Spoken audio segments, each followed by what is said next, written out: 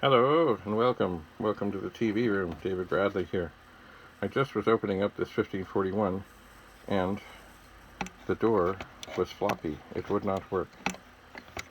The fix is not difficult, but you gotta just bring your patience. You see this little bar?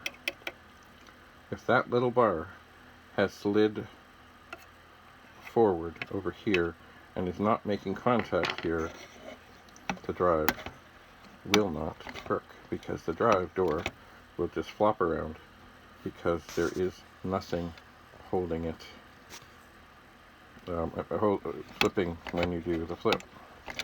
So all you really need to do is get somehow a finger or a screwdriver or something in here, hold the long thing over here down, and get that little basically like a bar, it's a round bar, get it back into position, and the drive will close. Now, does this mean that this drive will work? No, not necessarily. But it certainly won't work if you don't do that. This gives it a chance.